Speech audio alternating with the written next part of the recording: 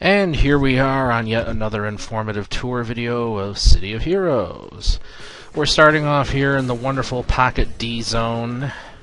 It's a neutral zone where heroes and villains can gather, they can chill out, they can roleplay, they can relax. And on occasion, special holiday event missions can be started up here in this zone. How about that? Pinball. Reminds me of the good old days when arcades were young and fun to go to. Over here we have the inventory vault. You can go on in and click and access your personal inventory storage vault. Got the old lovely dance floor with all the lovely strobe lights. My advanced apologies to anyone who may have any type of vision problems that might be triggered by flickering lights.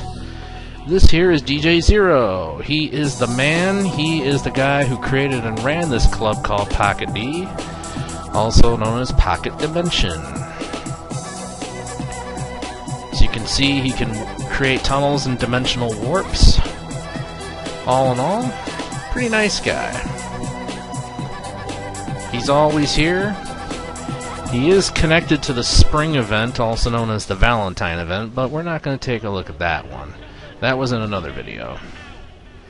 Over here on the red half of Pocket D, which is mainly the villain half, is where we're going to be. We're going to go up to here, and as you can see, we got some funny looking poles and what looks to be snow on the ground. And looky here, Christmas trees, all nicely lit up. Happy holidays, yada yada. This door here takes us to a part of the winter event. It's known as the SKI CHALET. So we're going to go into it, we're going to take a little look-see around here.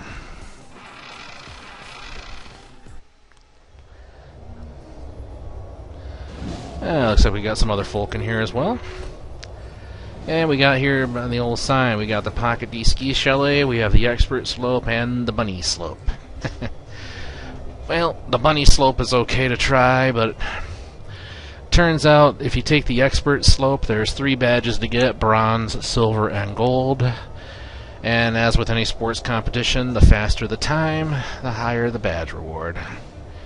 And we got some more shiny trees here to look at. And let's see, a pair of doors that never really went anywhere in the SKI CHALET. Let's go up here to the top level of the chalet. Oh, look at that. Nice little ski lodge chalet here. Got a nice big fire to sit by. Got some bartenders, which will dispense inspirations for a small price. That's always good.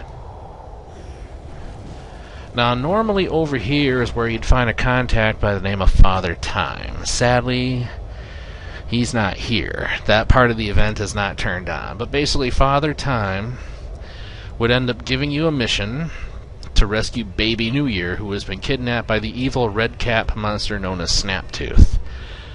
Snaptooth is also the prime villain in the Spring Fling event missions that DJ Zero can send you after. Basically, with the winter event, you can run the Father Time missions about 5 times, because there are literally 5 different reward choices you could choose from the reward menu at the end. Temp powers and/or badges, Santa Claus costume pieces, the hat, the gloves, etc. Or you can always get some candy cane rewards. The missions also contain giant snowmen, which you can take down. If you take down 100 of them, you get a defeat badge. And if you take down Snaptooth in 5 separate missions, you should also get a shiny badge known as Toothbreaker. Now, since Father Time's not activated, we're going to go over here to this little candy keeper here, the elf. When you rack up enough candy cane salvage, you can approach him, and for a small fee plus X amount of candy canes, of which I've only got 5, you can then purchase things like temporary powers. This is a hold power. This is a special power. You get it, you toss it to somebody, you get a badge for giving. If someone tosses you a badge, you get a badge for receiving it. Pretty easy stuff. Ooh, a respec for your character. 500 canes. Well, luckily I don't need that. Let's see. Debt protection temporary power. Cuts any debt you get for getting killed by 50%. A snowstorm temporary power. Yeah, it's kind of, well, yeah. a jet pack, which is basically a jingle jet. It plays a little jingle sleigh music as you fly around. Get the jingle jet and a longbow reservist or a jet setter badge, depending on your alignment, but I already have that. You can get a flaming halo costume piece, which will be over your head, showing that you are naughty. Ooh. Or you can get the more angelic, nice halo of light if you have enough canes and a badge. Basically, you purchase these, you go to a costume tailor, it's in there. You just gotta choose it. They're okay, they're cute to have for the holiday theme, but overall, in terms of costume pieces in general, nah. This is a temporary power that you can purchase to res yourself if you get defeated. Or you can also get the power and the miraculous badge, but as you can see, I have that. A snowball temporary power. Oh joy, throw snowballs at somebody. Totally useless. Throwing snowflakes. Again, it's just an emote, and it's really no big deal. Some special recipes that you can get to boost your flight speed and range and endurance. And one to help resist against attacks that might slow you down during battle. And of course, these recipes have set bonuses as well. So yeah, for those that don't want to run the Father Time missions, or who can't run them in this case, you can just use candy canes and pick up the badges from here. So let's take a little flight mode out here. We'll just go flying around a bit. Okay, plenty of trees, ski poles to mark where you're skiing, which are needed when you're trying for the ski badges. This would be a door to one of the Father Time missions, but as you can see, not available. Ooh, the geysers. Here, I'll show you this. You just step in one and hey, I'm flying through the air, and not with the greatest of ease. And now here we are. Yes, as you can see, this is a floating truck. I'm not 100% sure about the joke behind why it's here, but it's here. You can always see it from within Pocket D whenever you're inside looking out the windows. Unfortunately, the only time you can get to it is during this time when the SKI Chalet is open. There's no other way to get it. I think once upon a time there might have been a small hole in the map where if someone with teleportation powers if they had that, they could teleport out to the truck. But I do believe that was long since fixed, and we're not going to bother looking for it. Especially since this character can't teleport. But we float up here to the old truck, and what do you know? There's a shiny badge. And it is the Trucker Badge. Hey, what a coincidence. What a nice name. You visited the floating truck in Pocket D. Yeah, yippee-ki-yay. Now, there's a total of 3 exploration map badges within Pocket D. This character already has them. This one is where you go, if you go up to a couch in the area where all the arena combat terminals are at, you can get it. And then there's one called Cage Fighter, which you can only get from a specific map inside the arena itself. And yes, if you heard the name Cage Fighter, then you can probably guess which map it is. It is the Cage Match map. And those three badges, if you get them while you're in supergroup mode, your supergroup base will now have a teleport beacon for Pocket D. The only unfair or perhaps uncool part about it is that you can only get Trucker Badge during the time the SKI Chalet is open during winter event. Otherwise, you have to wait the rest of the year to get that teleport beacon for your base. It's not super critical to have it for your base, but hey, it's still cool to have. Looks like we got a lot of folks gathered here. Looks like they're all kind of dancing, having a little get-together. Always nice to see. And some more people just kind of floating around, just kind of chilling, probably doing some RPing or some chatting with each other. Well, let's see here. We got other places to walk around to. Oh, here we are. This is the bobsled course. And just like the ski course, the faster the time, the better the badge, and there are 3 badges to get. So just for giggles, once you take off and get going, it'll say start your run and you're committed to it. If you go off the track, You can try to get back on it and hope you can still qualify for a badge, or you can just let the time run out and whoops, did I just take a slip? Ha! Well, that's okay. Like I said, I'm not really gunning for the race badges. We're just mainly here to show you the track. Okay, we're back on the track, so we'll cut flight and we'll just proceed onward. I doubt I'll get any of the badges now thanks to that, but hey, one never knows. And you gotta take this route. If you take that other track, you will find yourself ground to a halt and will definitely fail any badges for this. And so we go on and we go down. Okay, we go down some more. There we are. Gonna have another fork coming up. You don't want to take the left fork because there's a giant snowman on the other side and he will slow you down and try to stop you. You just want to go this way. Hey, hey, hey! And off the track again! Alright! Hooray, hooray! But we're almost at the end of the track, so that's always good. And did we make it? Whoa! Whoa. Gold 50 seconds, silver a minute, and bronze a minute 10, and I did it in a minute 20 because of those slips off the track. Oh well. Let's go take this little geyser up here and ping! Up we go. This one shoots you all the way back up to the hill. No damage for falling or from great heights while in the zone. I'm guessing the snow must cushion the impact.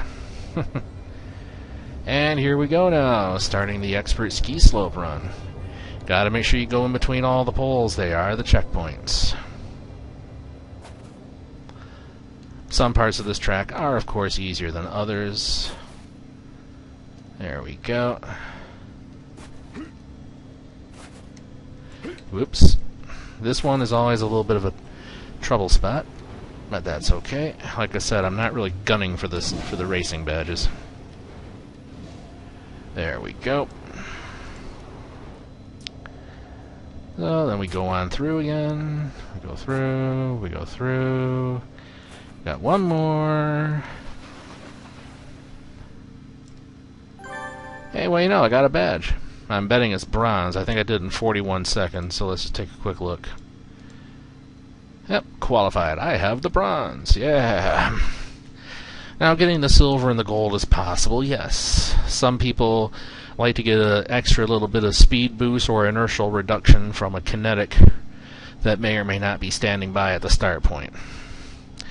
Also, some people do form what's known as a teleport chain and keep teleporting people one by one through all the little ski checkpoints. That's not exactly cheating, but eh. And there's also been cases of people trying to grief people by standing in the gateways between the poles, or opening up an Ouroboros portal in between the poles and things like that. Yeah, that stuff was actually considered griefing, and anyone reported would have been investigated, and if necessary, they would have received a little bit of a smackdown from the devs and the referees of the game.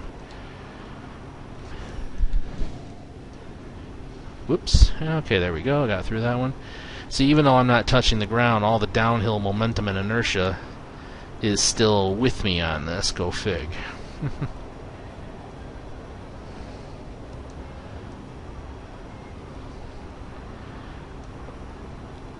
One travel power that I really don't advocate using with this would be the super speed travel power.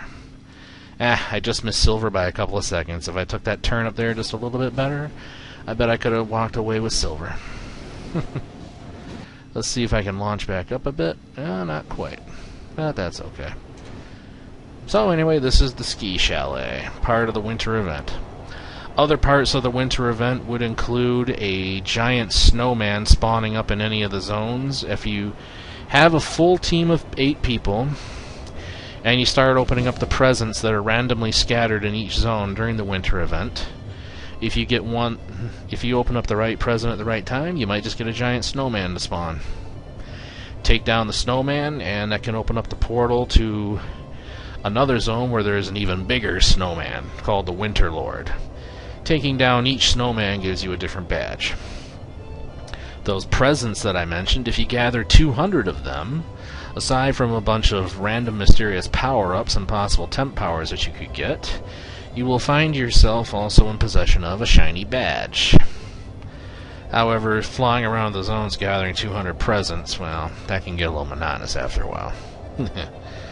Let's see. So let's see, we mentioned the Father Time missions, we mentioned the skiing and the bobsledding. As you could see, I'm a tad out of practice with them, but that's okay. Again, like I said, the purpose of this video isn't to see me get the badges, necessarily. But just basically to show you the ski slope. And yeah, unfortunately at this time, the presents, the Winter Lord giant monsters, and the Father Time missions are not activated. All we have is the SKI Chalet opened. But that's okay. It's nice that they've opened it. It's still fun to hop in here and mess around and do things. And what do you know? 31 seconds. Looks like I just picked up the silver badge. Hallelujah. I'm not even going to bother trying for the gold because for that I wouldn't mind having a kinetic toss me a couple of buffs, and I don't think there's any kinetics in the zone, so we're not going to bother. So instead I think we'll just head on up here to the old bobsled course. And what the heck. Let's go ahead and take her for another spin. Like I said, these race courses are fun. Trying to get the goal can be a tad frustrating until you get the... But after you get a little bit of practice and the hang of it and, you know, can maneuver pretty well without dumping yourself off the ledge, which I managed to avoid this time so far, it's not so bad. And again, if you have a kinetic person sitting around in the zone that can toss you either speed boost or preferably inertial reduction, then that's good. Why inertial reduction? Well, it cuts down your inertia and you can have better control for tight turns. Whoops, definitely went off the course on that. Okay, well that's okay. That was the only real major screw up on this run, so knock on wood. Again, you want to take the right fork, not the left, as you might have just glimpsed a giant snowman over there, so he will mess you up. On this, he won't kill you per se, but he will interfere with getting the badges. And we did it in 1:03. So that just qualified me as a bronze. And here we have a ski instructor. Want to click on her? Does she have anything to say? Ah, she gives you the current race results. That's cool. Wow, someone did it in 18 seconds. Nice. So, not too shabby. I think we'll head on up and we'll see if we can get lucky and nail the silver one on the bobsled course again.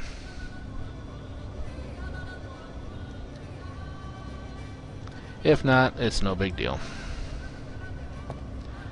And we just kind of follow the old ramp up.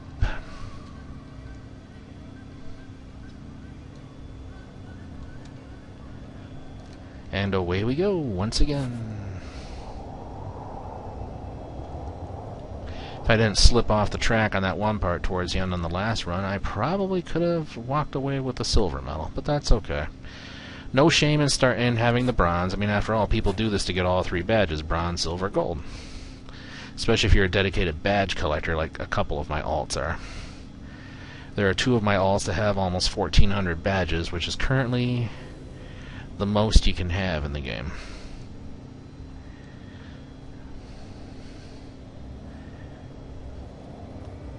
And trust me, whoops. And we're going to take a hard, long fall on this one. Trust me, getting all those badges took a lot of time. Let's see if we can get back up on the course and keep on going a bit. Okay. Somehow I don't think I'm going to get the silver medal now. That was a pretty hard fall we just took. But again, that's okay. And again, we want to skip the snowman, because he will interfere with you and try to slow you down and stop you. And we've definitely missed the silver time, but again, that's okay. And there we go. Race is now complete. 1:21.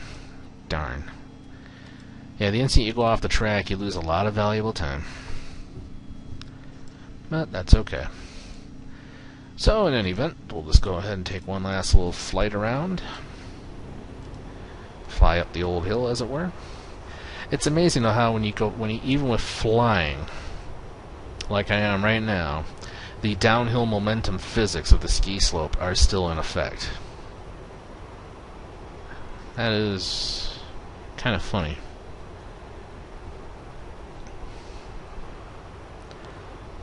And there we are. Let's go on back up. Oh, look at that, a lower level game room. Alright, little pinball action. Pool tables. Another bar. All nicely done. More players just kind of chilling and hanging around. That's perfectly fine.